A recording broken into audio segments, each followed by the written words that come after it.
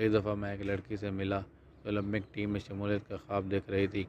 حقیقت یہ تھی کہ اسے روزانہ صبح 4 بجے اٹھنا پڑتا اور اسکول جانے سے پہلے 3 گھنٹہ تک تیراکی کرنی پڑتی، اور ہفتہ کی رات وہ اپنے دوستوں کے ہمراہ گھومنے پھرنے بھی نہ جا سکتی تھی کیونکہ اس نے پڑھائی کرنی ہوتی تاکہ اس کے گریڈز میں فرق نہ آئے اور اپنے ہم جماعتوں میں اس کی سب کی نہ ہو۔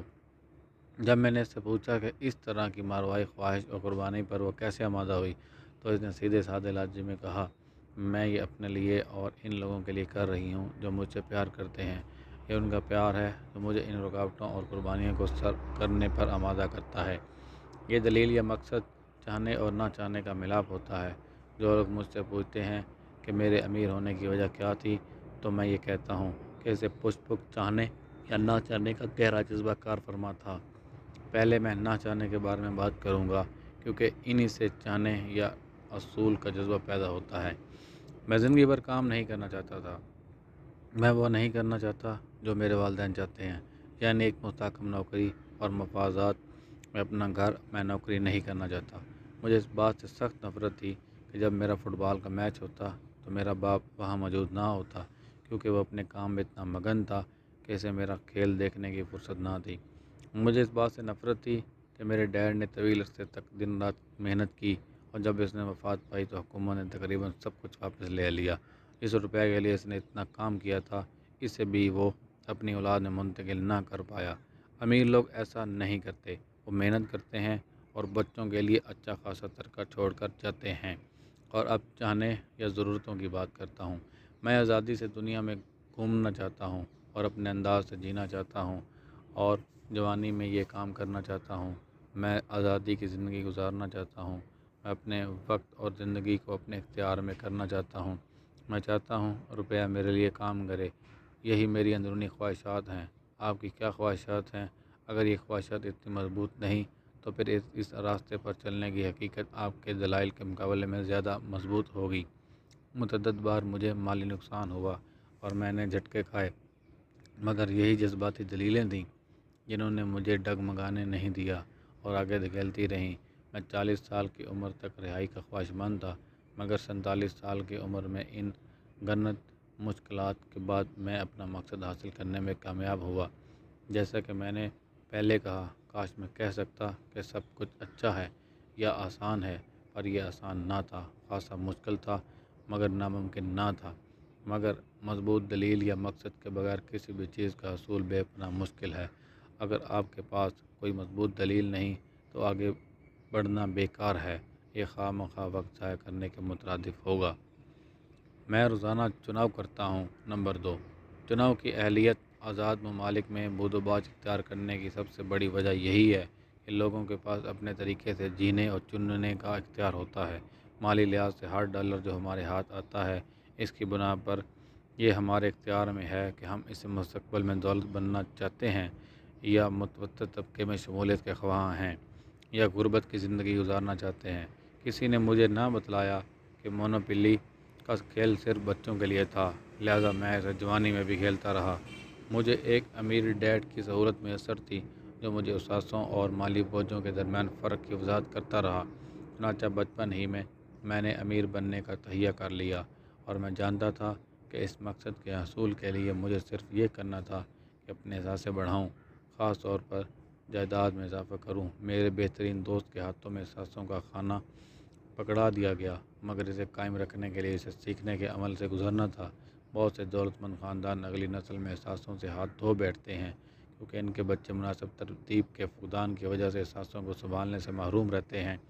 زیادہ تر لوگ امیر نہیں بننا چاہتے کیونکہ 90% آبادی کے لیے دولت حاصل کرنے کے لیے جو پاپڑ بیلنے پڑتے ہیں وہ ان کی بساست سے باہر ہیں۔ چنانچہ وہ ایسی کہاوتیں گھر لیتے ہیں جیسے مجھے پیسے کا شوق نہیں، یا میں کبھی امیر نہیں بن سکتا، یا مجھے دولت کے لیے فکر مند ہونے کی ضرورت نہیں، ابھی میری عمر ہی کیا ہے، یا جب میرے ہاتھ میں کچھ روپیہ پیسہ آیا اس وقت مستقبل کی فکر کروں گا۔ ان کہاوتوں کا نقصان یہ ہے کہ وہ ایسے شخص سے دو سوچیں چھین لیتے ہیں، ایک تو وقت ہے اور دوسری تربیت۔ وقت آپ کا سب سے قیمتی اثاثہ ہے۔ اگر آپ کے ہاتھ میں روپیہ نہیں تو اس کا مطلب یہ ہے کہ آپ سیکھیں بھی نہیں اور تربیت بھی حاصل نہ کریں۔ مگر ایسا چناؤ ہے یہ جسے ہم روز کرتے ہیں، یعنی ہم اپنے وقت کو کیسے گزاریں، روپے کا کیا کریں اور ذہن میں کون سے خیالات کی افزائش کریں۔ ہم میں سے ہر ایک پسند کے معاملے میں خود مختار ہے۔ میں امیر بننا پسند کرتا ہوں اور ہر روز یہ چناؤ کرتا ہوں۔ پہلے تعلیم پر سرمایہ کاری کرو۔ در حقیقت آپ کا اصل سرمایہ آپ کا دماغ ہے، ایک طاقتور ہتھیار جس پر ہمیں مکمل اختیار ہے۔ پہلے میں نے پسند ناپسند کی طاقت کے بارے میں بتلایا۔ اس طرح ہمارے پاس اختیار موجود ہے کہ جو ہی ہم میں سوچنے کی سمجھنے کی استعداد پیدا ہو، ہم جو چاہیں اپنے دماغ میں بٹھا لیں۔ آپ سارا دن ٹی وی دیکھ سکتے ہیں، گولف کے رسالے بآسانی پڑھ سکتے ہیں، یا پھر برتن سازی کے کورس میں شمولیت اختیار کر سکتے ہیں، یا منصوبہ بندی کے متعلق معلومات حاصل کر سکتے ہیں۔ میری ایک دوست جو خاصی امیر کبیر ہے، چند دن پہلے اس کے ہاں چوری ہو گئی۔ چوروں نے اس کا VCR ٹی وی چرا لیا اور ان کتابوں کو ہاتھ تک نہ لگایا جنہیں وہ پڑھتی تھی۔ ہمارے ہاتھ میں بھی چناؤ کا اختیار ہے۔ ایک بار پھر میں آپ کو بتاتا چلوں کہ تقریباً 90% آبادی ٹی وی اور VCR خریدتی ہے اور صرف 10% لوگ کاروبار کے متعلق کتابیں یا سرمایہ کاری کے بارے میں ٹپس خریدتے ہیں۔ میں کیا کرتا ہوں؟ میں سیمینارز میں جاتا ہوں۔ مجھے اور خوشی ہوتی ہے اگر یہ لیکچر 2 دن تک چلیں، کیونکہ اس طرح میں نفس مضمون پر مکمل عبور حاصل کر لیتا ہوں۔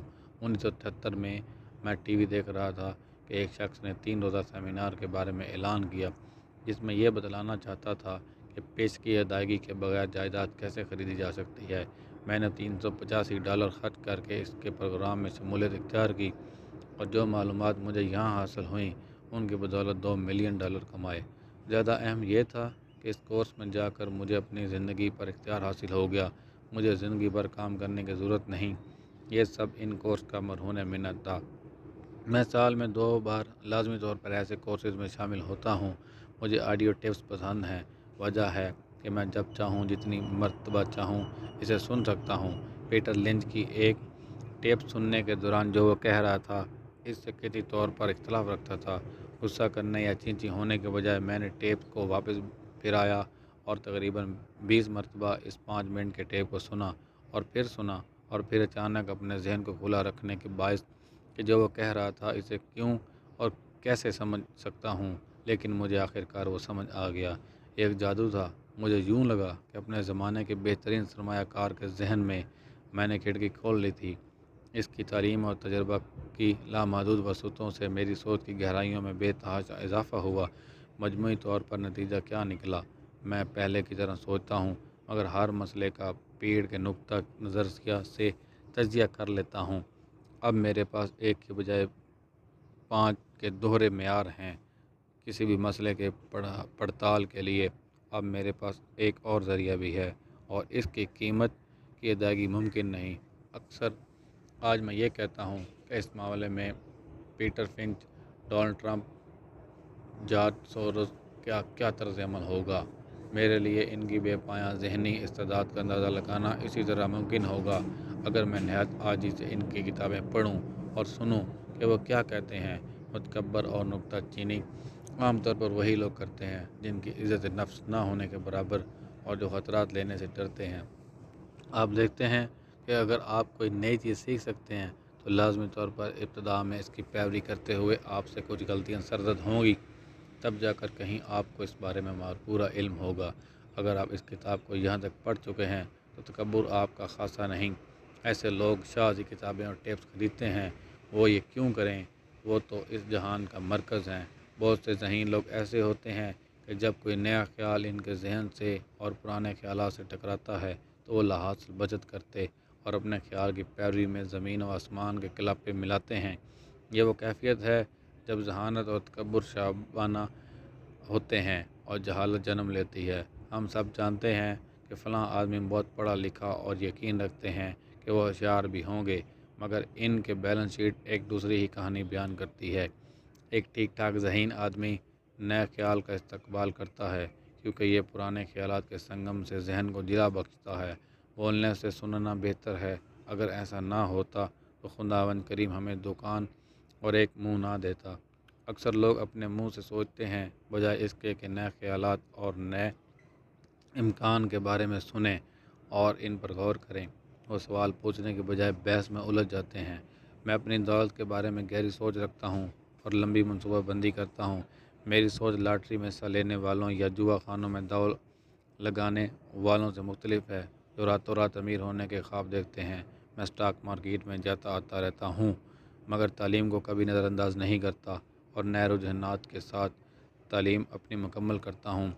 جہاز چلانے سے پہلے جہاز چلانے کی تربیت ضروری ہے۔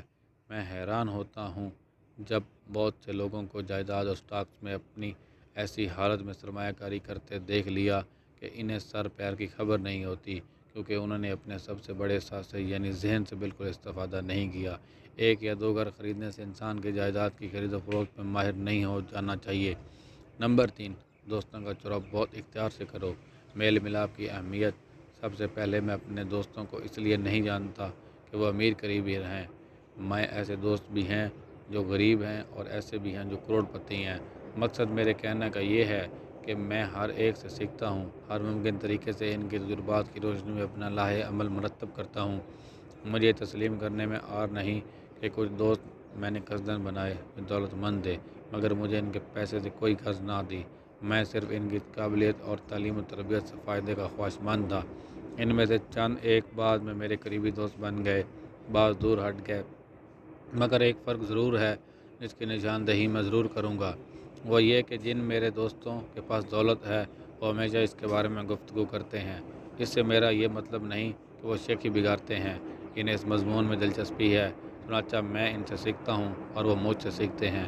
میرے وہ دوست جو مالی تنگ دستی کا شکار ہیں عام طور پر پیسے پر گفتگو کرنے سے اعتراض برتتے ہیں، خواہ کاروبار ہو یا سرمایہ کاری۔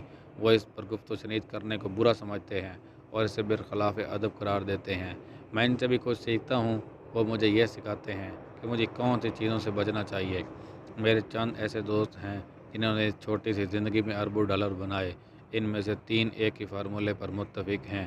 ان کے وہ دوست جو تنگ دستی کا شکار تھے، انہوں نے کبھی بھی ان سے تقاضا نہیں کیا کہ انہوں نے یہ روپیہ پیسہ کیسے بنایا، مگر اکثر اوقات وہ ان کے پاس 2 اغراض کے لیے آتے ہیں۔ نمبر 1 قرض، نمبر 2 نوکری۔ آگاہی: غریب اور خوف زدہ لوگوں پر مت توجہ دو۔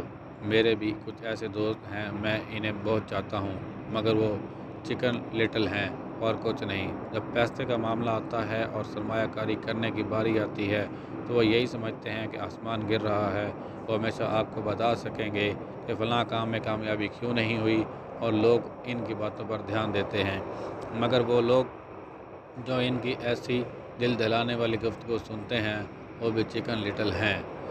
جیسا کہ کسی نے سچ کہا ہے، جنس باہم جنس پرواز۔ اگر آپ CNBC کو باقاعدگی سے سنیں تو یہ معلومات کا خزانہ ہے اور ہمیں سرمایہ کاری کے بارے میں مفید معلومات فراہم کرتا ہے۔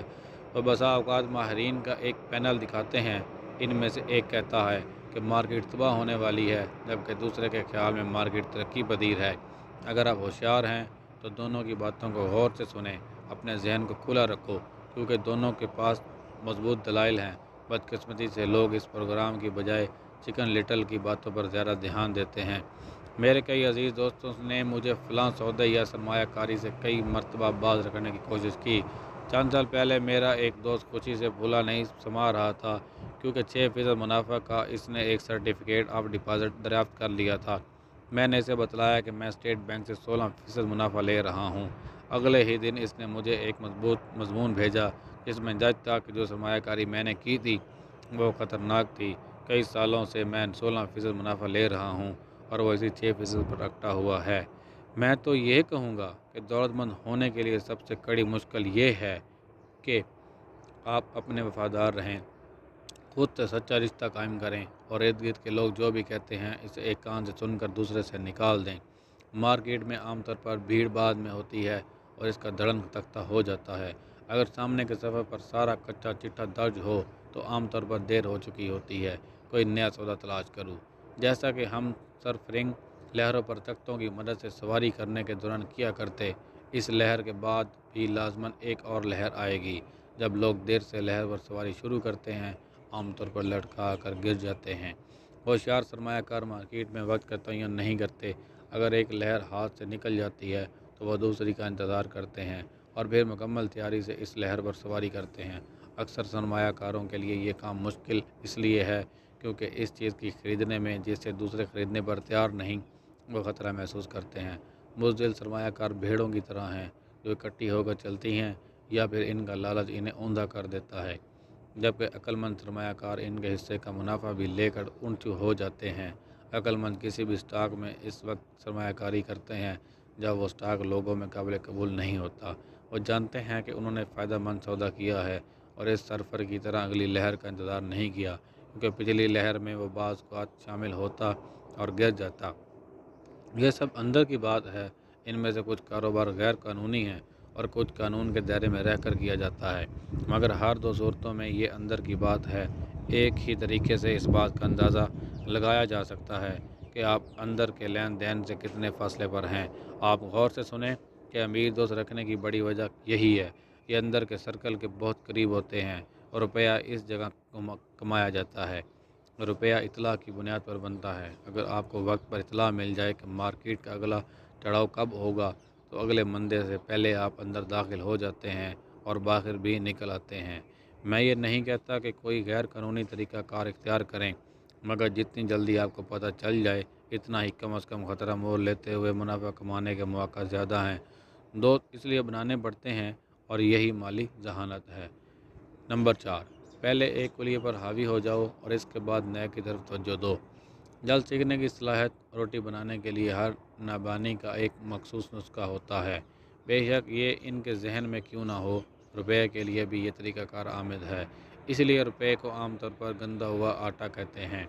ہم میں سے بہت سو نے یہ کہاوت سنی ہوگی، ہر شخص اپنے مرتبے کے لحاظ سے پیٹ بھرتا ہے۔ میں اسے ایک اور طریقے سے کہتا ہوں، جو آپ کی تعلیم ہوگی وہی آپ کا مستقبل ہوگا۔ دوسرے لفظوں میں جو آپ پڑھتے ہیں یا سیکھتے ہیں اس میں مکمل احتیاط برتیں، کیونکہ آپ کا دماغ اتنا طاقتور ہے کہ جو بھی آپ اس میں ڈالیں گے وہ اس میں بیٹھ جائے گا۔ مثال کے طور پر اگر آپ کھانا پکانا سیکھتے ہیں تو لازمی طور پر باورچی بنیں گے۔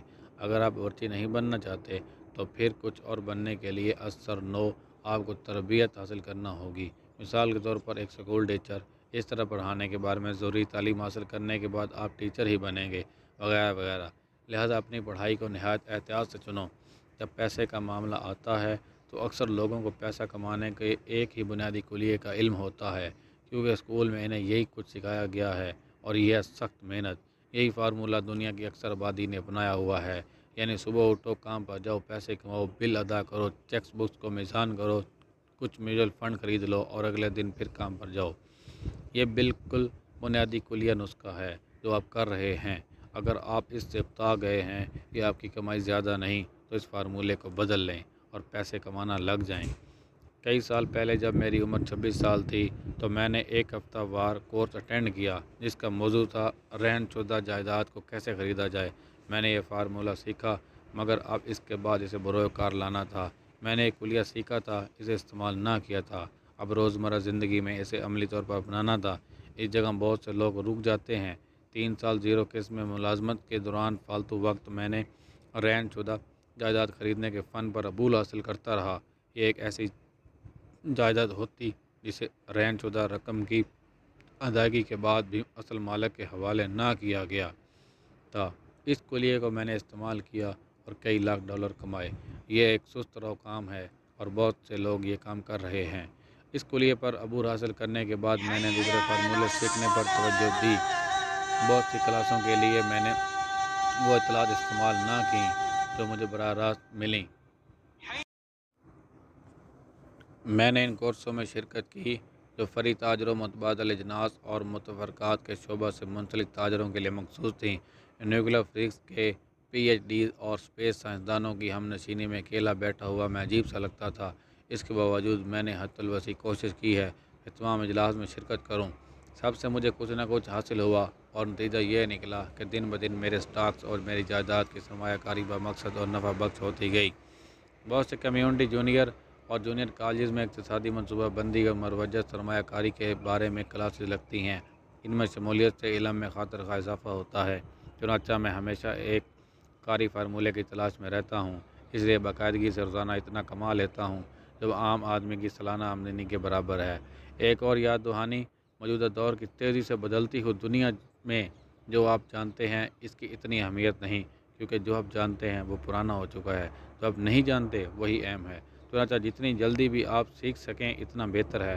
جلدی سیکھنے کی اہلیت کا کوئی متبادل نہیں۔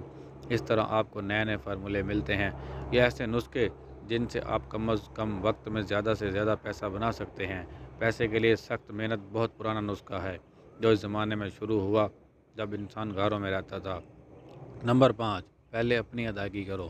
خود کو ڈسپلن کے دائرے میں لانا۔ اگر آپ خود پر کنٹرول نہیں کر سکتے تو امیر ہونے کے بارے میں بھول جائیں۔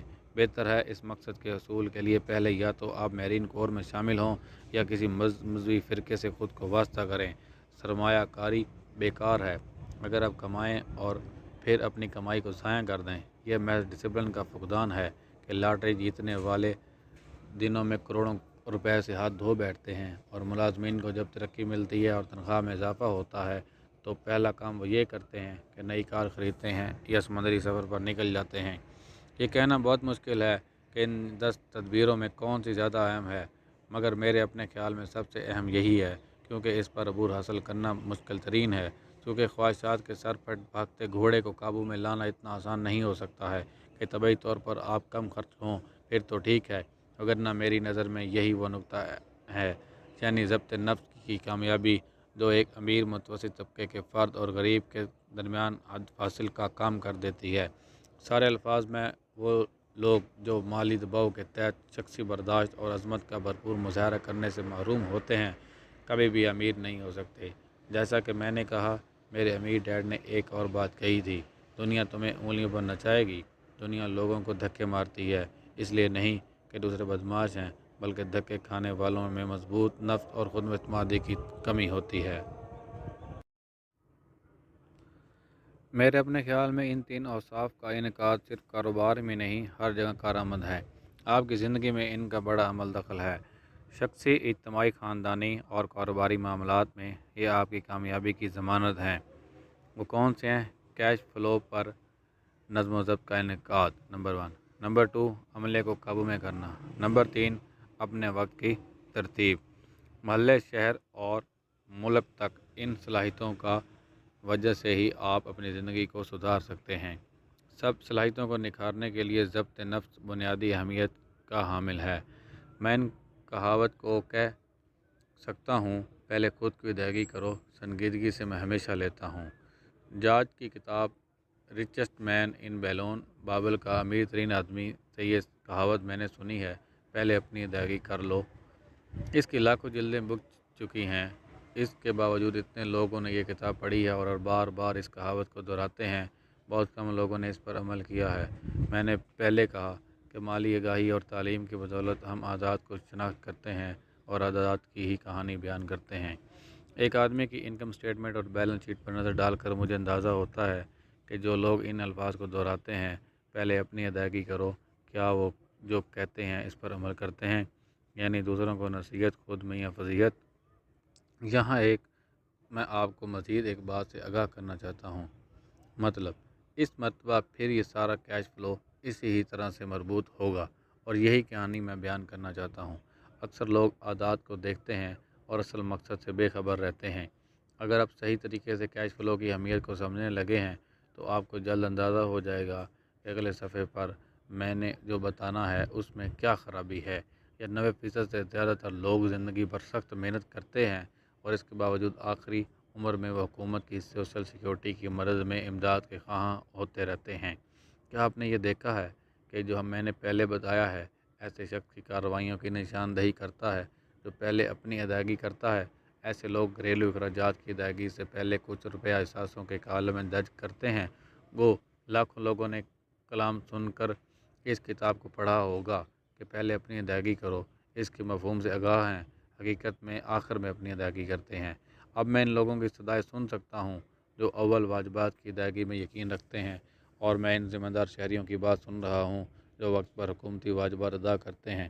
آپ یقین کریں، میں یہ نہیں کہہ رہا کہ واجبات روک کر آپ غیر ذمہ داری کا ثبوت دیں، میں صرف یہ کہہ رہا ہوں کہ جو کتاب میں لکھا ہے، پہلے اپنی ادائیگی کرو۔ اس طرح آپ کو ہمیشہ کے لیے اپنی زندگی میں یہ طریقہ کار اپنانا ہوگا۔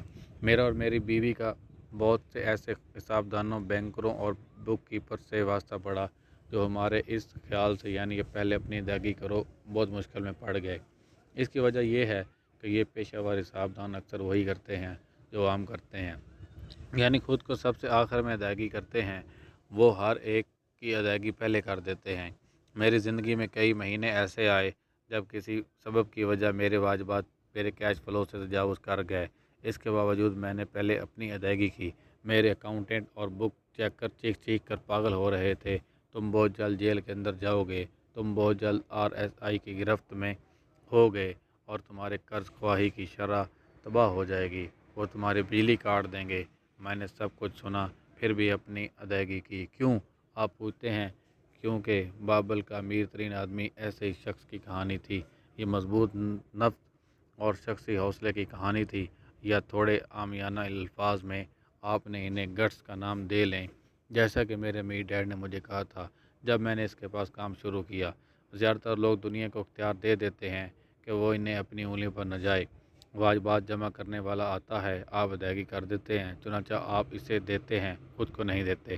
ایک سیلز مین آتا ہے، کریڈٹ کارڈ سے ادائیگی کریں، جائیداد کا ایجنٹ کہتا ہے دے دو، حکومت گھر پر ٹیکس میں کٹوتی کی سہولت دیتی ہے۔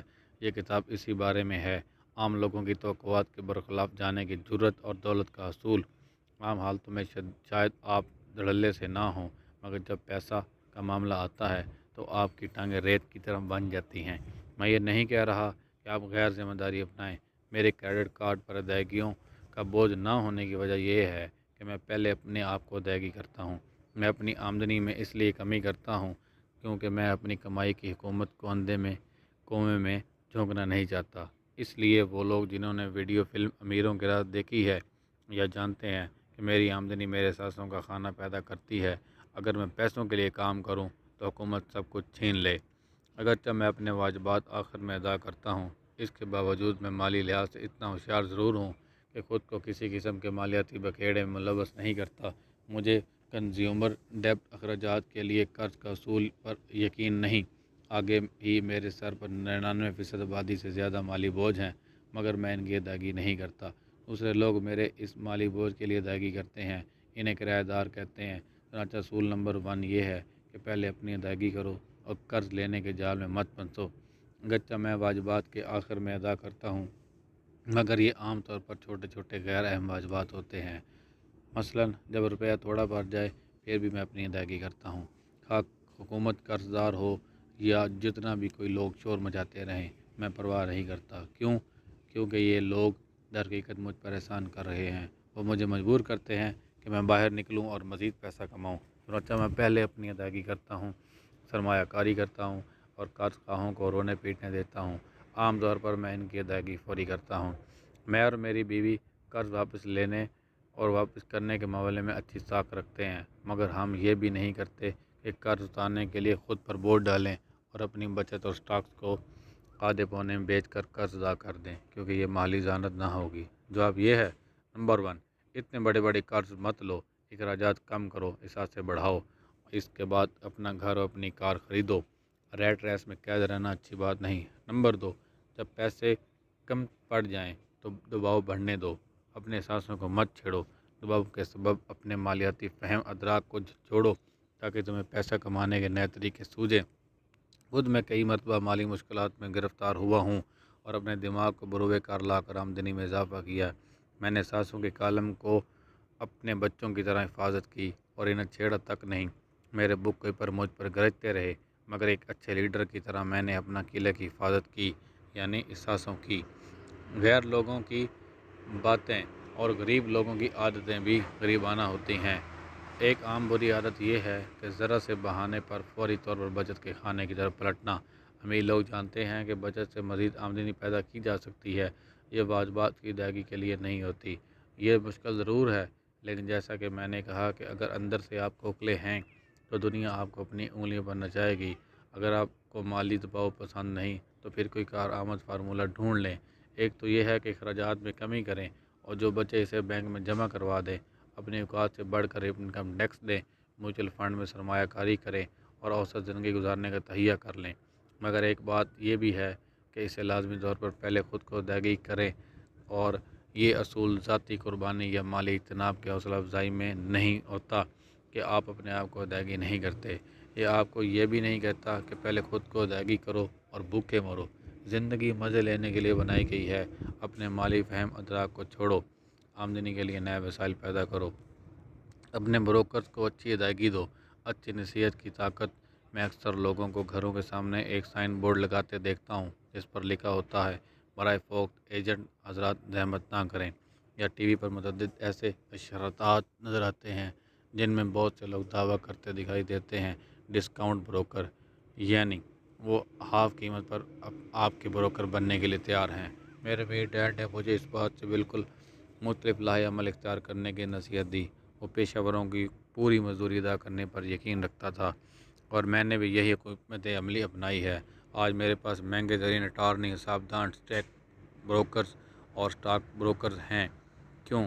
کیونکہ میں پھر کہتا ہوں، اگر یہ صحیح پیشہ ور ہیں تو وہ آپ کے لیے پیسہ بنائیں گے، اور جتنا پیسہ وہ بنائیں گے اتنا ہی آپ بنائیں گے۔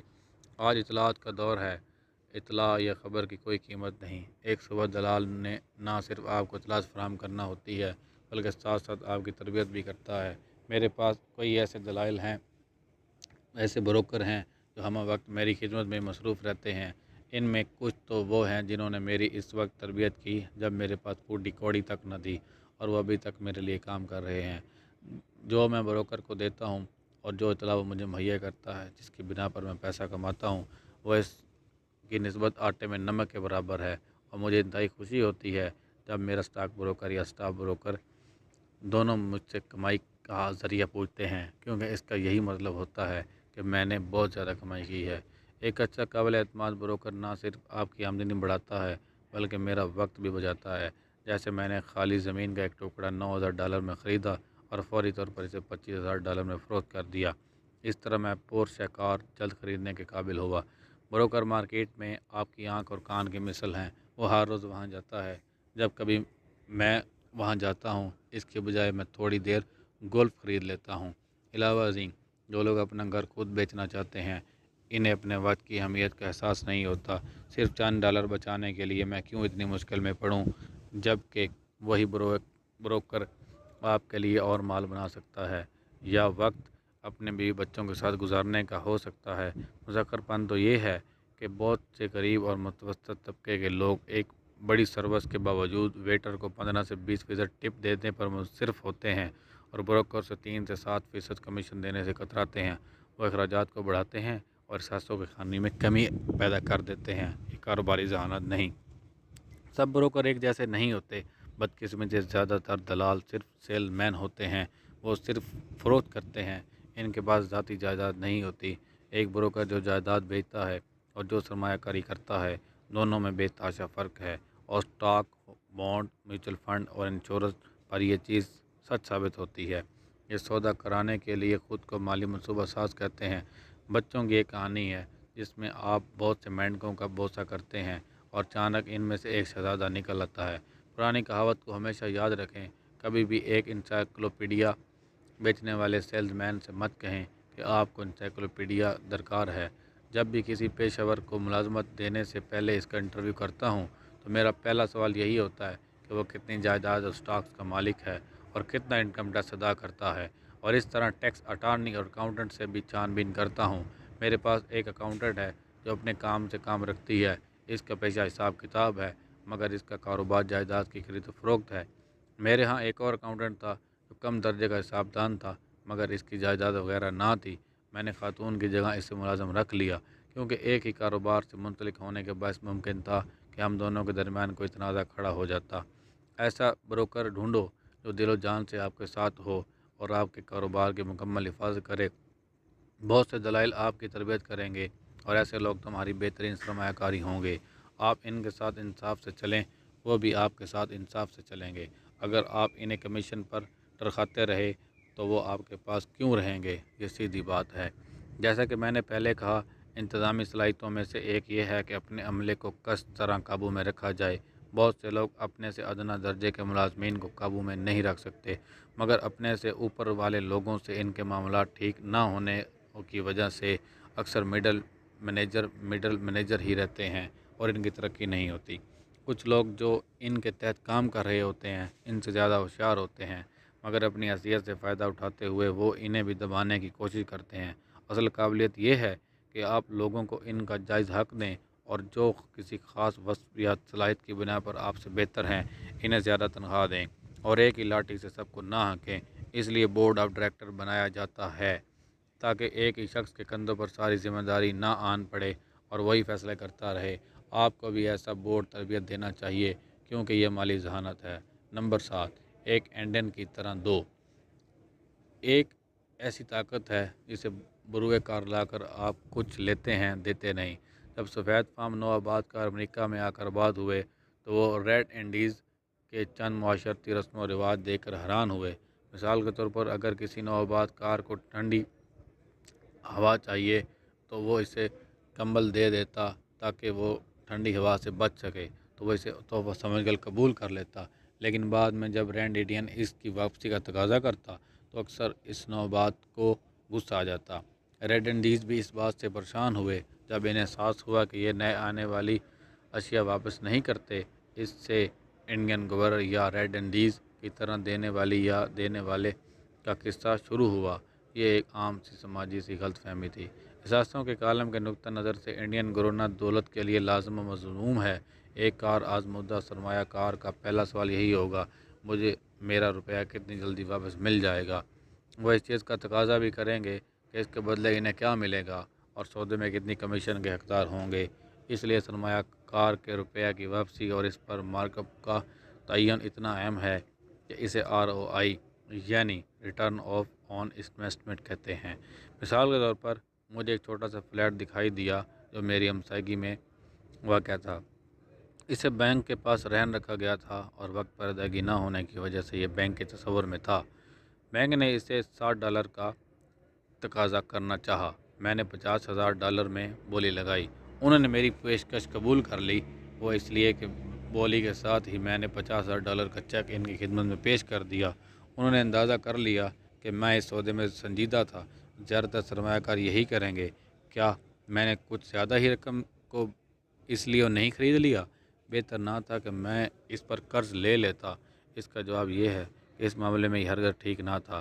میرا سرمایہ کاری کی فرم صدیوں کے چھٹیوں میں اسے کرایہ پر دیتی ہے۔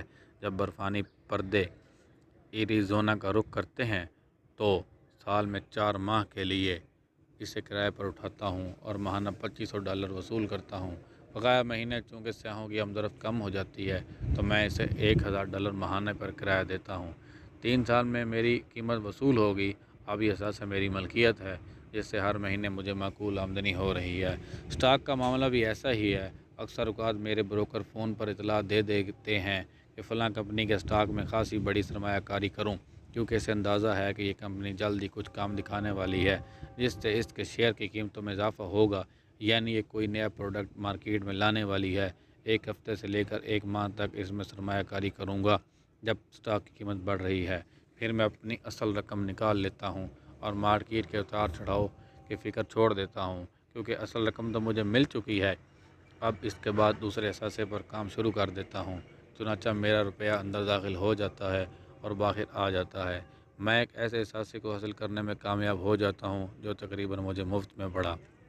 یہ سچ ہے کہ بعض دفعہ میرا پیسہ ضائع بھی ہوا، مگر اتنے ہی پیسے کی گیم کھیلتا ہوں جس کے کھو جانے کو جھٹکے کو سہ سکتا ہوں۔ اوسطاً میں 10 سرمایہ کاریاں کرتا ہوں، 2 سے 3 میں فائدہ ہوتا ہے، 5 یا 6 میں نہ فائدہ نہ نقصان، 2 یا 3 میں نقصان ہوتا ہے، مگر اپنے نقصان کو اس حد تک رکھتا ہوں جو اس وقت میری دسترس میں ہوتی ہے۔ جو لوگ روپیہ کھونے سے نفرت کرتے ہیں انہیں روپیہ بینک میں جمع کروانا چاہیے اور آخر کو تھوڑے بہت بچت نہ ہونے سے تو بہتر ہی ہے، مگر پیسہ واپس لینے کے لیے مدد درکار ہوتی ہے اور زیادہ تر اصل رقم بھی مشکل سے ہاتھ آتی ہے۔ پہلے بینکوں والے اچھی شرح دیا کرتے تھے مگر اب وہ زمانے چلے گئے۔ ایک فلیٹ، چھوٹا سا سٹوریج، آزاد زمین کا ٹکڑا، ایک گھر، سٹاک شیئر، دفتری عمارات میرے ہاتھ لگ جاتی ہے۔ خطرہ محدود ہونا چاہیے یا کم از کم۔ اس پر بہت سی کتابیں لکھی گئی ہیں، میں اس پر تفصیل سے بات نہیں کرنا چاہتا۔ نمبر 8، اثاثے سامان عیش و عشرت خریدتے ہیں۔ خیالات کی یکسوئی کی قوت۔ میرے دوست کے بچے کو ایک بری لت لگ گئی، وہ اپنی جیبوں کو جلا کر ان میں سوراخ بناتا۔ اس کی عمر 16 برس تھی، وہ اپنی اصل حالت میں آنا چاہتا تھا۔ پھر میرے باپ نے اس کو گاڑی خرید کر دی۔ یہ بچہ اپنی بچت کر کے کار کی پہلی قسط ادا کرنا چاہتا تھا، اور اسی وقت اس کے باپ نے مجھے فون کیا، کیا جو وہ کر رہا ہے اسے کرنے دوں یا اسے والدین کی طرح سے خود گاڑی خرید کر دوں؟ میرا جواب تھا ہو سکتا ہے ایسا کرنے سے وقتی طور پر دباؤ ختم ہو جائے، مگر اس نے اسے زندگی سے کیا سبق دیا؟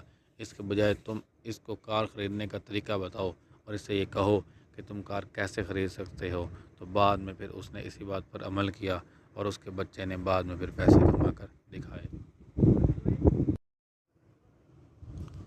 میں نے پہلے آپ سے اس بارے میں ذکر کیا کہ پہلے اپنی ادائیگی کرو۔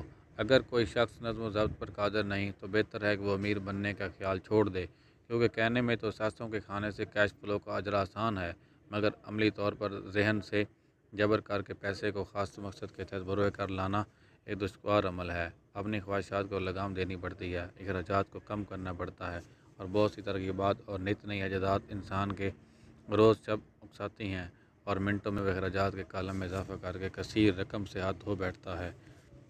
اگر ذہن میں ان ترغیبات کا سامنا کرنے کا یارانہ ہو تو منٹوں میں سب کچھ ختم ہو جاتا ہے، پانی ہمیشہ ڈھلان کی طرف بہتا ہے۔ میں ابھی مالی ذہانت کی عددی مثال دے کر واضح کروں گا کہ پیسے سے پیسہ بنانے کی اہلیت کتنی اہم ہے۔ اگر ہم 100 افراد کو سال کے شروع میں $1000 فی کس کے حساب سے دیں تو سال کے آخر میں جو ہوگا، اس بارے میں میری رائے یہ ہے 80% پھانک چکے ہوں گے۔ حقیقت تو یہ ہے کہ ان میں سے بہت سے نئی کار، فریج، ٹی وی، وی سی یا چھٹیاں منانے کے لیے پہلی قسط دے کر قرض کے بوجھ تلے دب چکے ہوں گے۔ ان میں سے 16 نے $100 کو 5 یا 10% کے حساب سے بڑھایا ہوگا، صرف 4 نے اس 100 کو $200 یا اس سے بھی زیادہ بنانے کی کوشش کی ہوگی۔ ہم اسکول میں جا کر کوئی پیشہ سیکھتے ہیں تاہم ہم پیسے کے لیے کام کر سکیں۔ میری رائے میں اس دورانیہ میں یہ پڑھائی بھی ضروری ہے کہ پیسہ ہمارے لیے کیسے کام کرے۔ میں دوسروں کی طرح سامان خریدنے کا دل دادا ہوں، فرق صرف یہ ہے کہ ان لوگوں کے برعکس جو یہ اشیاء قرض پر حاصل کرتے ہیں، میں اس پھندے سے خود کو بچاتا ہوں اور نقد ادائیگی کر کے چیز خریدتا ہوں۔ میرا طریقہ یہ ہے کہ جیسے جب میں نے پورشے کار خریدنا چاہی تو آسان طریقہ تو یہ تھا کہ میں اپنے بینکر کو فون کر کے قرض حاصل کرتا، مگر میں نے مالی بوجھ کے کالم میں اضافہ کرنے کے بجائے اثاثوں کے کالم پر توجہ دی۔ آخر میں نے اپنی اس خواہش کو اپنے مالی فہم ادراک کو ابھارنے پر اکسایا اور مزید سرمایہ کاری کی۔ عام طور پر ان دنوں جب ہمیں کسی ضرورت کا سامنا ہوتا ہے تو ساری توانائی قرض لینے پر مرکوز کر دینے کی بجائے اس کے روپیہ پیسہ کمانے کا سوچیں۔ قرض لینا آسان ہے، ضرورت بھی پوری ہو جاتی ہے، مگر آخر میں یہ نقصان دہ طرز عمل ہے، ایک بری عادت ہے جس کے بلحاظ فرد کے اور قوم کے ہمیں بری لت پڑ گئی ہے۔ یاد رکھیں جو راستہ شروع میں آسان دکھائی دیتا ہے آخر کو مشکل ہوتا ہے، اور جو مشکل دکھائی دے وہ بعد میں آسان ہوتا ہے۔ جتنی جلدی آپ خود کو اور اپنے پیاروں کو روپیہ پر حاکمیت کی تربیت دے دیں گے اتنا بہتر ہے۔ روپیہ طاقتور ہتھیار ہے، بدقسمتی لوگ اس کو اپنا دشمن بنا لیتے ہیں۔ آپ کمزور ہیں تو پیسے کی اطاعت قبول کر کے زندگی بھر اس کی غلامی کریں گے۔ پیسے پر غلبہ پانے کے لیے ہمیں ذہانت میں 2 قدم آگے ہونا چاہیے، پھر یہ آپ کے کہنے پر چلے گا اور آپ کے احکام کی تکمیل کرے گا۔ میں اطاعت کروں گا اور جو کہو گے ویسے کروں گا۔ نمبر 9، ہیروز کی ضرورت یا اساطیر پرستی۔ فرضی داستانوں کی اہمیت میں جب چھوٹا تھا تو ولی میز، ہنک آردن اور یوگی بیئر میرے ہیرو تھے۔ میں انہیں بہت پسند کرتا اور بعد میں اسکول کی ٹیم میں کھیل کے دوران میں ان جیسا بننا چاہتا تھا۔ میں بیس بال کے کارڈ کے خزانے کی طرح حفاظت کرتا۔ مجھے اسٹیٹس RBI کے مکمل تفصیلات پڑھنے کا بہت شوق تھا، ان کے اوسطاً اسکور کیا ہوتے، انہیں کتنی رقم ملتی اور کس طرح وہ جونیئر ٹیموں سے نکلے وغیرہ۔ مجھے ان کے بارے میں معلومات تھیں کیونکہ میں ان جیسا بننا چاہتا تھا۔ 9-10 سال کی عمر میں ہر دفعہ جب میں بیس بال کھیلنے کے دوران میں بیٹنگ کرتا یا فیلڈنگ کے دوران گیند پکڑتا تو میں یہ نہیں ہوتا تھا کہ بلکہ یوگی تھینک ہوتا۔ سیکھنے کا یہ سب سے اہم اور مؤثر طریقہ ہے، مگر بدقسمتی سے جب ہم بڑے ہوتے ہیں تو اس عادت کو ترک کر دیتے ہیں۔ آج کل میں لڑکوں کو گھر کے نزدیک باسکٹ بال کھیلتے ہوئے دیکھتا ہوں۔ کھیلتے ہی وہ لٹل جونی نہیں ہوتے بلکہ مائیکل جارڈن، سر چارلس کلائٹ ہوتے ہیں۔ ہیروز کی نکالی کرنے سے انسان سیکھتا ہے، اس کے لیے کوئی ایسا شخص جو کن ذہن ہے وہ منہ اندھا کر کے کنویں میں گر جاتا ہے۔ عدالت کے باہر بھی ایک عدالت ہوتی ہے جسے عوامی عدالت کہتے ہیں، جو اسے ہیرو سے زیرو بنا دیتی ہے۔ اگر کوئی شخص جو ہمارے ساتھ پلا پڑا پروان چڑھا، جس کی طرف ہم حسرت سے دیکھتے تھے، اس کی پیروی کرتے تھے اور اس کی عادات کو اپنانے کی صحیح کرتے، اچانک ہماری نظروں سے گر جاتا ہے بڑا ہونے کے ساتھ ساتھ میرے ہیروز بدلتے گئے، میں نیا نیا ہیروز بناتا رہا۔ گولف میں میری پسندیدہ ہیرو پیٹر تھے، میں انہیں کی طرح کھیلنے کی کوشش کرتا ہوں اور اس کے بارے میں معلومات اکٹھی کرتا ہوں۔ علاوہ ازیں ڈونلڈ ٹرمپ، پیٹر لنچ، یہ بھی میرے ہیروز ہیں۔ بڑا ہو کر مجھے ان کے بارے میں اتنی ہی معلومات تھیں جتنی اولی العمری میں RBI کے بارے میں۔ وارن بفیٹ جس طرح سرمایہ کاری کرتا ہے، میں بغور اس کا مطالعہ کرتا ہوں اور مارکیٹوں کے بارے میں اس کا جو نقطہ نظر ہو، اس کے بارے میں مکمل تفصیل پڑھتا ہوں۔ میں پیٹر لنچ کی کتاب پڑھ کر اسٹاک مارکیٹ کے بارے میں ہمیشہ اس کی حکمت عملی سے خود کو آگاہ کرتا ہوں۔ سرمایہ کاری کا معاملہ جب سامنے آتا ہے تو بہت سے لوگ اسے مشکل قرار دیتے ہیں، مگر ہیروز ہم اسے ہمارے لیے آسان بنا دیتے ہیں۔ اس طرح جب میں بیس بال کا بلہ میرے ہاتھ میں ہوتا تو وہ میں نہ ہوتا تھا، جبکہ وہ میرا ہیرو ہوتا تھا۔ ہیروز ہماری حوصلہ افزائی کے لیے اور بھی بہت کچھ کرتے ہیں، وہ ہمارے راستوں کو آسان کر دیتے ہیں۔ نمبر 10، اوروں کو پڑھاؤ، آپ کو فائدہ ہوگا۔ دینے کی قوت۔ میرے دونوں ڈیڈ استاد تھے۔ میرے امیر ڈیڈ نے مجھے سبق دیا جو زندگی بھر میرے ساتھ چلا تھا، وہ تھا سخاوت یا دینے کی ضرورت۔ میرے پڑھے لکھے باپ نے علم اور طاقت کے لحاظ سے مجھے بہت کچھ دیا، مگر اس نے کبھی بھی 1 روپیہ میرے ہاتھ پر نہ رکھا۔ جیسے میں نے پہلے کہا کہ وہ عام طور پر یہی کہا کرتا کہ جب کوئی فالتو پیسہ ہوگا تو مجھے دے گا، اور فالتو پیسہ اس کے پاس کبھی نہ ہوا۔ میرے امیر ڈیڈ نے مجھے بہت زیادہ پیسہ دیا اور تربیت بھی۔ اس کا لین دین پر بہت یقین تھا اور وہ کہا کرتا کہ اگر تمہیں کچھ لینا ہے تو پہلے دینا سیکھو۔ وہ ہمیشہ کہا کرتا کہ جب اس کا ہاتھ تنگ ہوتا پھر بھی چرچ یا کسی اور پسندیدہ چٹی میں باقاعدگی سے ادائیگی کرتا۔ سب باتوں کی ایک بات، اگر تم صرف میری اس نصیحت کو اپنائے رہو تو یہ بہت ہوگا اور تم زندگی بھر کامیاب رہو گے۔ اگر تمہیں تنگی یا کسی چیز کی حاجت ہو تو پہلے دو، بعد میں ڈھیروں وصول ہوگا۔ پیسے، پیار، مسکراہٹ، سب پر یہ مثل صادق آتی ہے۔ میں جانتا ہوں کہ اکثر لوگ اسے آخری حربے کے طور پر استعمال کرتے ہیں، مگر مجھے ہمیشہ اس طرح کی حکمت عملی سے فائدہ ہوا۔ میں اس بات پر یقین رکھتا ہوں کہ دنیا ایک سچائی ہے، جو آپ کو حاصل کرنا چاہتے ہیں تو آپ پہلے اس کو اپنے ہاتھ پہ رکھیں، اور اس سے بہتر طریقہ کار یہ ہے کہ پہلے آپ کسی کے ہاتھ پہ رکھیں اور پھر وہ خود بخود آپ کے ہاتھ پر آ جائے گا۔ میرا امیر ڈیڈ اکثر کہتا، غریب لوگ امیروں سے زیادہ لالچی ہوتے ہیں۔ وہ اس کی وضاحت یوں کرتا کہ اگر کوئی امیر تھا تو وہ دوسروں کی ضرورتیں پوری کر رہا تھا۔ میری اپنی زندگی میں ان سالوں کے دوران جب مجھ پر تنگی آئی، پیسوں کی کمی ہوئی یا امداد کی ضرورت ہوئی تو میں باہر نکل گیا، یا دل میں خیال آیا کہ فلاں چیز مجھے ضرورت تھی اور پہلے سے ہاتھ سے دیا، جب میں نے اسے دیا تو یقینی طور پر یہ واپس آئی۔ اس سے مجھے کہانی یاد آئی کہ سرد رات میں کوئی شخص جھولی میں لکڑیوں کا گٹھا رکھ کے بیٹھا تھا اور انگیٹھی پر بلا وجہ غصہ ہو رہا تھا۔ جب تم مجھے گرمی مہیا کرو گی تو اس کے بعد میں کچھ لکڑیاں تمہاری نظر کروں گا، اور جب پیسے، پیار، مسکراہٹ، تعلقات، خوشی یا کاروبار کا معاملہ درپیش ہو تو فقط یہ یاد رکھنے کی ضرورت ہے کہ جس شے کی مجھے حاجت ہے پہلے سے ہاتھ سے نکالو، اور میں کئی گنا زیادہ ہو کر تمہارے پاس آ کر دکھاؤں گی۔ اکثر اوقات صرف یہ سوچ فلاں شے کی ضرورت ہوگی اور کسی اور کو وہ دیکھ کر جس کی مجھے ضرورت ہے برا خیال لگتا ہے، لیکن جب میں محسوس کرتا ہوں کہ جن لوگوں سے میں خود مخاطب ہوں وہ ہنس نہیں رہے تو میں مسکرانے لگتا ہوں اور انہیں ہیلو ہائی کہتا ہوں، اور اچانک میرے ارد گرد مسکراتے ہوئے لوگوں کا حصار بن جاتا ہے۔ یہ سچ ہے کہ دنیا آئینہ ہے، اور آئینہ آپ کو وہی دکھاتا ہے جو آپ خود دیکھتے ہیں۔ اس لیے میں کہتا ہوں کہ اوروں کو سکھاؤ، وہ تمہیں سکھائیں گے۔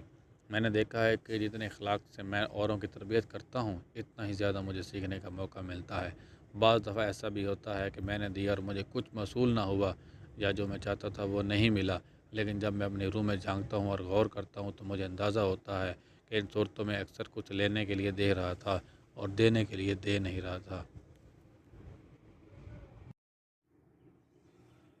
اختتامیہ۔ ایک بچے کے کالج کے تعلیمی اخراجات کے لیے صرف $7,000 کی ادائیگی۔ کتاب تقریباً ختم ہو چکی ہے اور چھپنے کے لیے تیار ہے۔ میں آپ کو اپنے آخری خیال کے بارے میں بتاتا چلوں۔ میرے اس کتاب کو لکھنے کا سب سے بڑا مقصد یہ تھا کہ میں آپ کو وعدہ کر سکوں کہ مالی ذہانت میں اضافہ کر کے ہم زندگی کے کتنے ہی عام مسائل سے چھٹکارا حاصل کر لیتے ہیں۔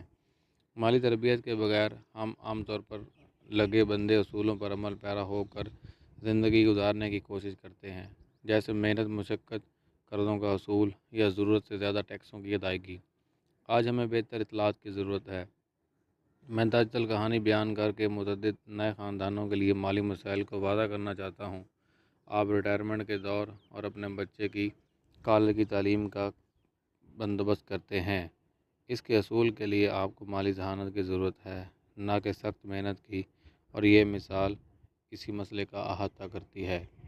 میرا دوست ایک دن مجھ سے شکایت کر رہا تھا کہ آج کل کے زمانے میں بچوں کے کالج کی تعلیم کے لیے پس انداز کرنا کتنا مشکل ہو گیا تھا۔ وہ ہر ماہ باقاعدگی سے $300 میوچل فنڈ میں جمع کروا رہا تھا اور اب تک کوئی $12,000 اکٹھے کر چکا تھا۔ اس کے اندازے کے مطابق 4 بچوں کو کالج بھیجنے کے لیے اسے $40,000 کی ضرورت تھی۔ اس رقم کو جمع کرنے کے لیے اس کے پاس 12 سال تھے، کیونکہ اس کا بڑا بچہ 6 سال کا تھا۔ یہ 1991 کا زمانہ تھا اور فینکس میں جائیداد زوال پر تھی۔ لوگ سستی قیمتوں پر گھر بیچ رہے تھے۔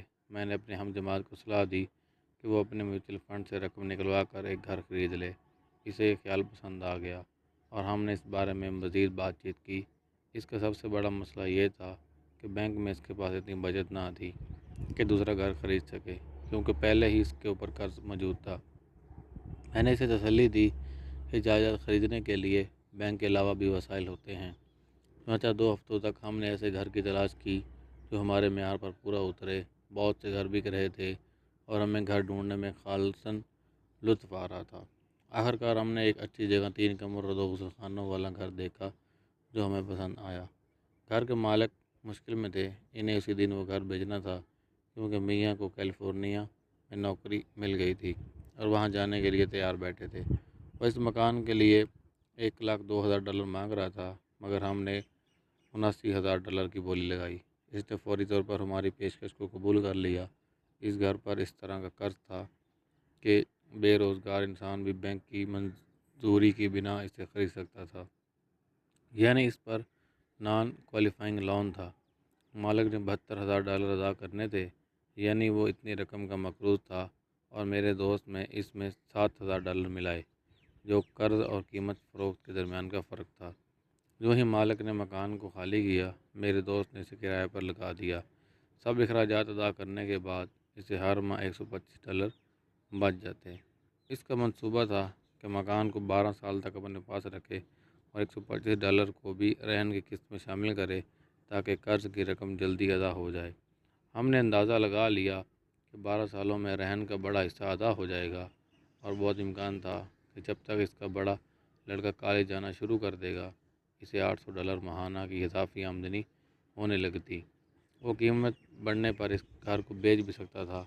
1994 میں فینکس کی جائیداد کی مارکیٹ میں اچانک تیزی آئی اور اسے کرایہ دار نے ہی، جو اس گھر میں مدت دیر رہا تھا اسے پسند کرتا تھا، $156,000 کی پیشکش کی۔ دوبارہ اس نے مجھ سے پوچھا کہ وہ کیا کرے۔ ظاہر ہے میں نے اس کو مکان 1031 ٹیکس ڈیفرڈ ایکسچینج میں وقتی طور پر ملتوی ہو جانے کی صورت میں کہا، کیونکہ اس مکان کے حفظ دوسرا مکان خریدنا مقصود ہوتا ہے، کے تحت بیچنے کی صلاح دی۔ اچانک اس کے پاس $80,000 آ گئے، جنہیں وہ کارآمد بنا سکتا تھا۔ میں نے ایک اور دوست کو آسٹن ٹیکساس میں فون کیا کہ جس نے یہ ٹیکس ڈیفرڈ روپیہ ایک چھوٹی سی اسٹور کی سہولت کی تعمیر پر خرچ کر لیا۔ 3 مہینوں کے اندر اندر اسے $1,000 ماہانہ سے تھوڑے کم کے چیک وصول ہونے لگے، جسے اس نے کالج میوچل فنڈ میں جمع کروانا شروع کر دیا، جو اب تیزی سے بڑھ رہا تھا۔ 1996 میں یہ منی ویئر ہاؤس فروخت ہوا اور اسے $330,000 کا چیک مل گیا تھا۔ جو منی ہاؤس کی قیمت فروخت تھی، وہ فوری طور پر اس روپے کی ایک منصوبے میں سرمایہ کاری کی گئی تھی جس سے اسے $3,000 سالانہ آمدنی کی توقع تھی، اور وہ ان $3,000 کو بھی کالج میوچل فنڈ میں ڈالتا رہا۔ اسے پورا یقین ہے کہ $4,00,000 جو اسے بچوں کی پڑھائی کے لیے چاہیے، جلد جمع ہو جائیں گے، اور یہ سب کچھ $7,000 اور تھوڑی سی مالی ذہانت سے شروع ہوا۔ اس کے بچے تعلیم حاصل کر سکیں گے اور اثاثہ پھر بھی اس کے ہاتھ میں ہوگا، جو اس کے لیے ریٹائرمنٹ کے بعد سہارا بنے گا۔ اپنی اس کامیاب سرمایہ کاری کی حکمت عملی کے بعد وہ وقت سے پہلے ریٹائرمنٹ لے لے گا۔ اس کتاب کو پڑھنے کے لیے آپ کا شکریہ۔ میں امید کرتا ہوں کہ اسے پڑھنے کے بعد آپ کو تھوڑا بہت پتہ چل گیا ہوگا کہ روپے کی طاقت پر کس طرح قابو پانا ہے اور اسے اپنے فائدے کے لیے کیسے کام پر لگانا ہے۔ آج کل یہ زمانہ ہے کہ فقط زندہ رہنے کے لیے بھی ہمیں مالی شعور کی ضرورت ہے۔ خیال کہ پیسے کو پیسہ کھینچتا ہے اب پرانا ہو چکا ہے، اور وہی لوگ اس پر یقین رکھتے ہیں جنہیں نئے خیالات اپنانے سے چڑ ہے۔ اس کا یہ مطلب ہرگز نہیں کہ خدا نخواستہ وہ کون ذہن ہے، صرف اتنی بات ہے کہ انہیں پیسے کمانے کی سائنس کا علم نہیں۔ پیسہ ایک خیال ہے۔ اگر آپ زیادہ دولت کمانا چاہتے ہیں تو اپنے خیالات کو بدلیں۔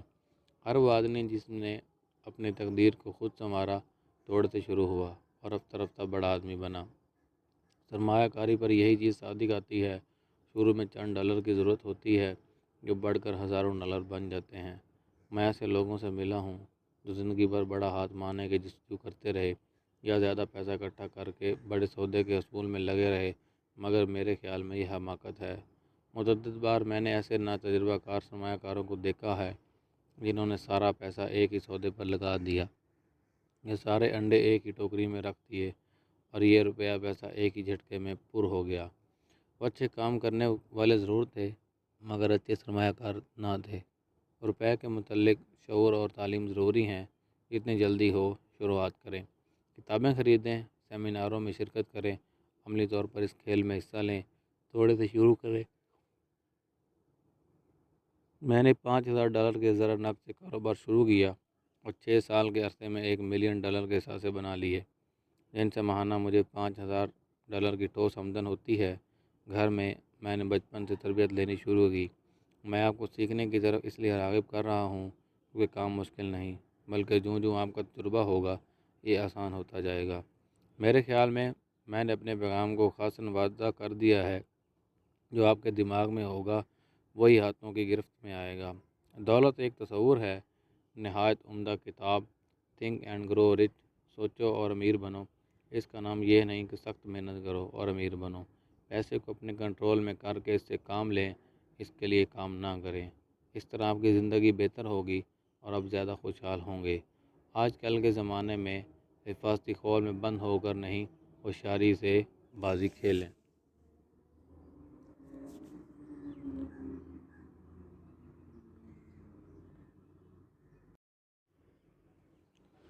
Robert Kiyosaki. مالی زندگی کی کنجی۔ 3 آمدنیاں۔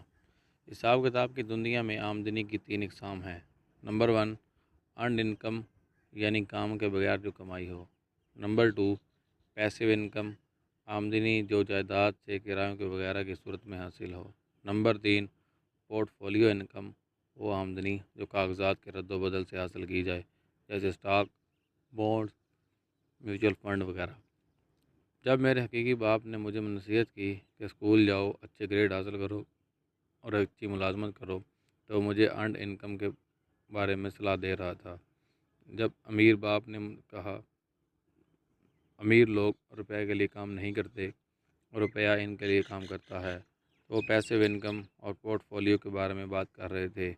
پیسیو انکم وہ ہوتی ہے جو جائیداد میں سرمایہ کاری سے حاصل ہوتی ہے۔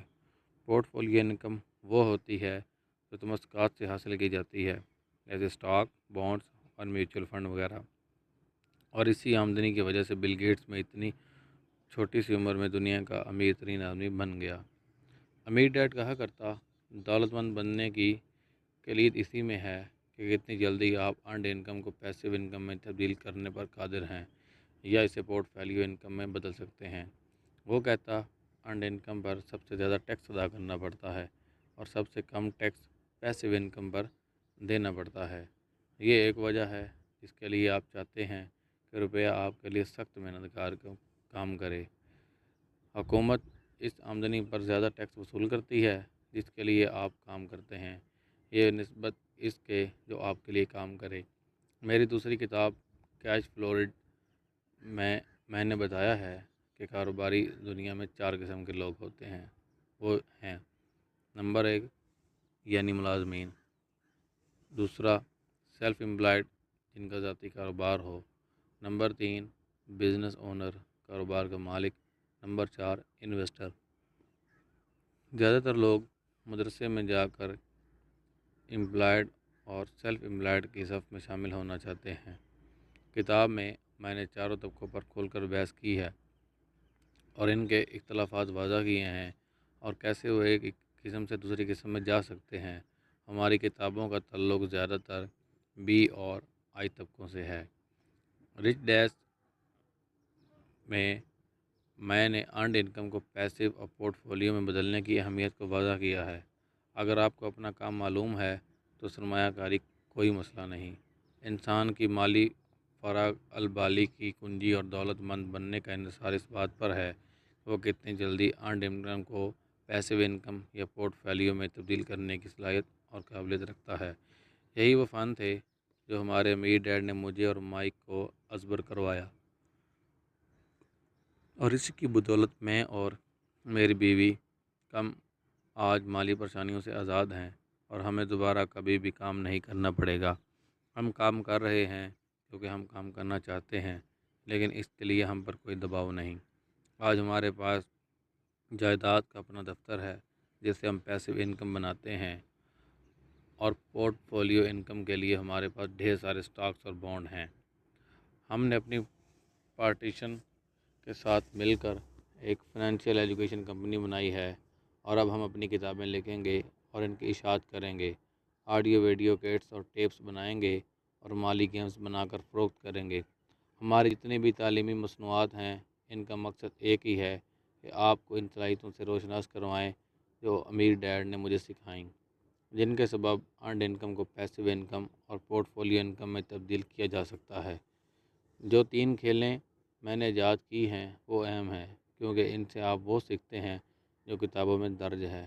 ان کی ترتیب ایسے ہے: کیش فلو، یہ بڑوں کے لیے ہے اور بتلایا گیا ہے کہ ارنڈ انکم کو پیسو اور پورٹ فولیو میں کیسے بدلا جاتا ہے۔ کیش فلو فار کڈز، بچوں کو بنیادی سرمایہ کاری کے اصول بتائے گئے ہیں۔ کیش فلو، یہ مخصوص سرمایہ کاری پر مبنی ہے، یعنی مارکیٹ کے اتار چڑھاؤ کے بارے میں بتلایا گیا ہے۔ میرا امیر ڈیڈ کہا کرتا کہ ایک ہوشیار سرمایہ کار اس وقت پیسہ بناتا ہے جب مارکیٹ میں تیزی ہو، اور اس وقت بھی کمائی کرتا ہے جب مارکیٹ میں مندی کا رجحان ہو۔ اس لیے یہ لوگ اتنا پیسہ بنا لیتے ہیں۔ پیسے کمانے کی ایک وجہ تو ان کی حد درجہ کی خود اعتمادی ہوتی ہے۔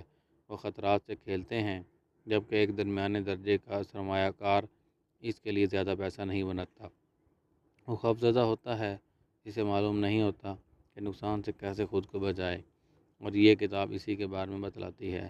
ایک متوسط درجہ کا سرمایہ کار سرمایہ کاری کو خطرہ قرار دیتا ہے کیونکہ اس نے پیشہ ورانہ تربیت حاصل نہیں کی۔ وارن بوفے، جو امریکہ کا امیر ترین سرمایہ کار ہے، کہتا ہے کہ خطرہ اس وقت ہوتا ہے جب آپ کو معلوم نہیں ہوتا کہ آپ کیا کرنے جا رہے ہیں۔ میرے ان کھیلوں سے چھوٹوں اور بڑوں کو تربیت ملتی ہے اور ان کے علم میں اضافہ ہوتا ہے۔ میرا امیر ڈیڈ کہا کرتا، اگر آپ امیر بننا چاہتے ہیں تو آپ کو علم ہونا چاہیے کہ کون سی آمدنی کے لیے محنت کرنی ہے، پیسے کی کیسے حفاظت کرنی ہے اور نقصان سے بچنا ہے۔ یہی دولت کی کنجی ہے۔ وہ یہ بھی کہا کرتا، اگر تمہیں ان آمدنیوں کے درمیان فرق کے بارے میں علم نہیں تو آپ میں ان صلاحیتوں کا فقدان ہے جن کے سبب آپ ارنڈ انکم کو جلد از جلد پیسو انکم یا پورٹ فولیو انکم میں بدل سکے۔ تو آپ زندگی بھر کام کریں گے، آمدنی آپ کی کم ہی رہے گی۔ جبکہ میرا غریب ڈیڈ ہمیشہ یہی کہتا کہ اچھی تربیت، اچھی تعلیم، معتبر نوکری اور سال ہر سال کی محنت کامیابی سے ہمکنار ہوتی ہے۔ میرا امیر ڈیڈی اس بات پر زور دیتا کہ اچھی تعلیم اہم ضرور تھی، مگر اس کے ساتھ ساتھ مالی شعور کی تربیت بھی لازم تھی، اور یہ کہ ہمیں پتہ ہونا چاہیے کہ 3 قسموں کی آمدنیاں کس طرح ایک دوسرے سے مختلف تھیں اور کون سی آمدنی کے لیے زیادہ محنت کی تھی۔ بنیادی مالی تعلیم اہم تھی۔ ان تینوں کے درمیان فرق جاننے اور سرمایہ کاری کی صلاحیتوں کو بروئے کار لاتے ہوئے کمائی کرنا بنیادی تعلیم ہے، جس سے دولت کوئی بھی کما سکتا ہے اور مالی رہائی حاصل کر سکتا ہے۔ یہ رہائی مخصوص ہے جس سے صرف چند ایک استفادے کے اہل ہوتے ہیں۔ امیر ڈیڈ نے کہا، امیر لوگ دولت کے لیے کام نہیں کرتے، پیسہ ان کے لیے کام کرتا ہے۔ ارنڈ انکم وہ ہے جس کے لیے آپ کام کرتے ہیں۔ پیسو انکم اور پورٹ فولیو انکم وہ ہے جو آپ کے لیے کام کرتا ہے۔ یہی چیزیں تھیں جو بچپن سے میرے ذہن میں ڈالی گئیں اور جنہیں سیکھنے پر اپنے اور اپنانے سے میری زندگی میں انقلاب برپا ہوا۔ سیکھنے کا سب سے آسان طریقہ، پڑھنے سے آپ کچھ تھوڑا بہت سیکھتے ہیں، مگر اس کے لیے سب سے بہترین طریقہ عمل میں مضمر ہے۔ مثال کے طور پر آپ کتاب میں سائیکل چلانے کے طریقے تو پڑھ سکتے ہیں، مگر جب تک آپ سائیکل پر سواری کی مشق نہیں کریں گے آپ کو سائیکل چلانی نہیں آئے گی، بار بار آپ کو ٹھوکریں لگیں گی